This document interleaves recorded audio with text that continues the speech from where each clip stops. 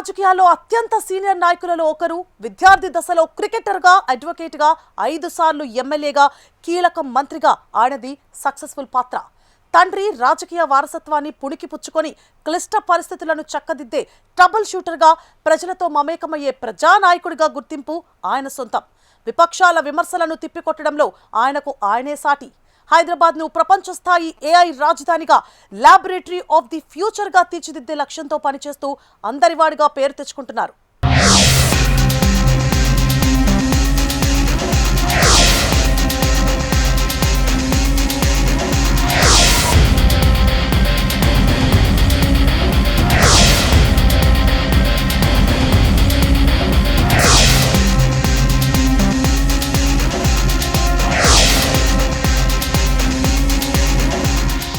అవును, ఆయనే ఆడా ఉంటా ఈడా ఉంటా అంటున్న ఆల్రౌండర్ దుద్దిళ్ల శ్రీధర్ బాబు. తెలంగాణ రాష్ట్రంలో అధికార కాంగ్రెస్ పార్టీకి వెన్నుదన్నుగా ఉంటున్నారాయన. పార్టీ కష్టాలను తనదైన శైలిలో తప్పించే ప్రయత్నం చేస్తున్నారు. నిరంతరం ప్రజాసేవలో నిమగ్నమవుతూనే తన మంత్రి పదవికి న్యాయం చేస్తున్నారు. ప్రజాసేవ చేయడంలోనే కాదు, పార్టీకి నమ్మకస్తుడిగా, రాజకీయాల్లో హుందాగా ఉండడం ఆయన నైజం. విపక్షాల పదునైన విమర్శలకు అదే స్థాయిలో బదులివ్వడంలో నేర్పరి. ప్రస్తుత మంత్రివర్గంలో అందరూ ఒకెత్తైతే శ్రీధర్ బాబు మరో ఎత్తు అన్నది రాజకీయ పరిశీలకుల మాట. ఉమ్మడి కరీంనగర్ జిల్లా మంథని నియోజకవర్గ ప్రజలు ఏకంగా 5 సార్లు శ్రీధర్ బాబును ఎమ్మెల్యేగా గెలిపించారు. ఆయన చేసిన సేవా, అభివృద్ధి కార్యక్రమాలు మెచ్చిన నియోజకవర్గ ప్రజలు శ్రీధర్ బాబుకు వరుసగా జైకొడుతున్నారు.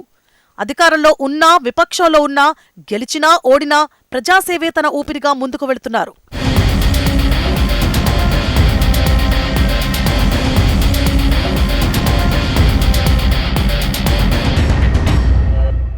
ఐటీ, శాసనసభ వ్యవహారాల శాఖ మంత్రిగా శ్రీధర్ బాబు తన నియోజకవర్గంతో పాటు రాష్ట్ర అభివృద్ధిని 2 కళ్లుగా భావిస్తారు. ఆర్థిక లోటుతో కొట్టుమిట్టాడుతోన్న రాష్ట్ర ఖజానాకు మరమ్మతులు చేయడంలో బేష్ అనిపించుకున్నారు. తెలంగాణకు ఐటీ పరిశ్రమలు, విదేశీ పెట్టుబడులు తీసుకురావడంలో కీలక పాత్ర పోషించారు.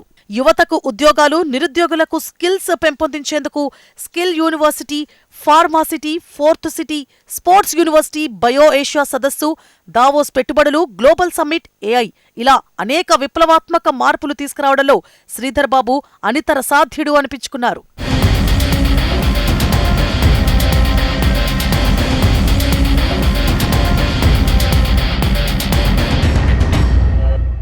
కేవలం అభివృద్ధిలో మాత్రమే కాదు, ప్రభుత్వం ఇబ్బందుల్లో ఉన్నప్పుడు కూడా శ్రీధర్ బాబు తన మార్క్ పాలిటిక్స్తో ప్రభుత్వాన్ని సేవ్ చేస్తూ వస్తున్నారనే చర్చ లేకపోలేదు. ప్రతిపక్ష పార్టీలు ప్రభుత్వాన్ని ఇరుకున పెట్టిన ప్రతి సందర్భంలోనూ నేనున్నానంటూ భరోసా కల్పించారు.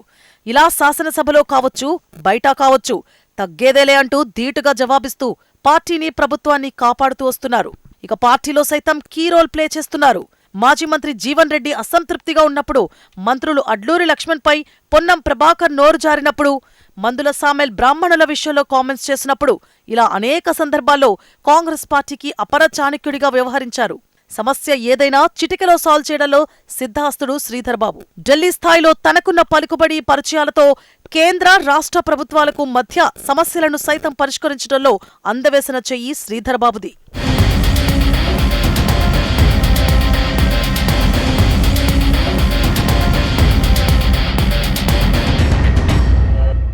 తెలంగాణ ఇచ్చిన పార్టీగా చెప్పుకునే కాంగ్రెస్ ప్రభుత్వాన్ని ఏర్పాటు చేయడంలో శ్రీధర్ బాబుది కీలక పాత్ర అని చెప్పక తప్పదు.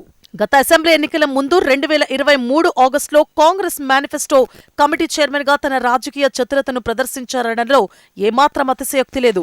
ఓటర్లను ఆకట్టుకుని తిరుగులేని మెజారిటీ రావడంలో కాంగ్రెస్ పార్టీ మేనిఫెస్టోలోని 6 హామీలు ఎంతో ప్రభావితం చేశాయన్న చర్చ లేకపోలేదు. ఆ తర్వాత 2024 లోక్సభ ఎన్నికల్లో పెద్దపల్లి నియోజకవర్గానికి ఇన్ఛార్జిగా, రంగారెడ్డి జిల్లా ఇన్ఛార్జి మంత్రిగా సక్సెస్ఫుల్ పాత్ర పోషించారు.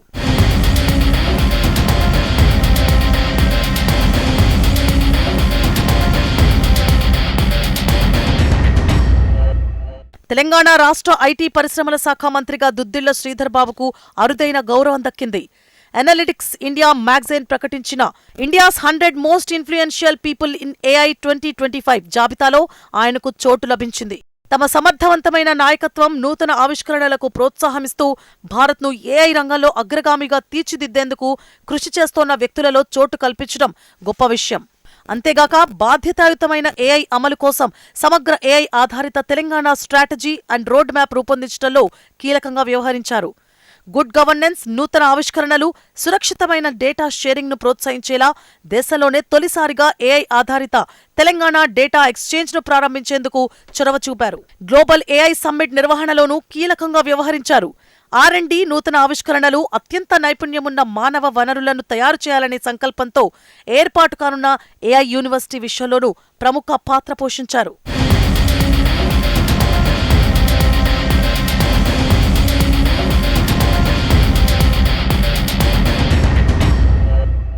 ఢిల్లీ విశ్వవిద్యాలయంలో న్యాయవాద విద్యను అభ్యసించిన శ్రీధర్బాబు అడ్వకేట్గా, 5 సార్లు ఎమ్మెల్యేగా, విద్యార్థి దశలో క్రికెటర్గా తనదైన గుర్తింపు తెచ్చుకున్నారు. ఉమ్మడి ఆంధ్రప్రదేశ్ రాష్ట్ర అసెంబ్లీ స్పీకర్గా ఉన్న తండ్రి శ్రీపాదరావు మరణంతో అనూహ్యంగా రాజకీయాల్లోకొచ్చారు శ్రీధర్బాబు. రాజకీయ వారసునిగా పాలిటిక్స్లోకి అడుగుపెట్టి 1999లో కాంగ్రెస్ అభ్యర్థిగా గెలిచారు. ఉన్నత విద్యను అభ్యసించిన శ్రీధర్బాబు పాతతరం పాలిటిక్స్ను ఫాలో అవుతూ వివాదాలకు దూరంగా ఉంటారన్న పేరుంది. దివంగత మాజీ ప్రధాని పివి నరసింహారావు మంథని నియోజకవర్గం నుంచి 4 సార్లు ఎమ్మెల్యేగా గెలుపొందిన రికార్డు తుడిచేశారు శ్రీధర్బాబు. ఉమ్మడి కరీంనగర్ జిల్లాలో 5 సార్లు ఎమ్మెల్యేగా గెలుపొందిన నేతగా సరికొత్త చరిత్ర క్రియేట్ చేశారు.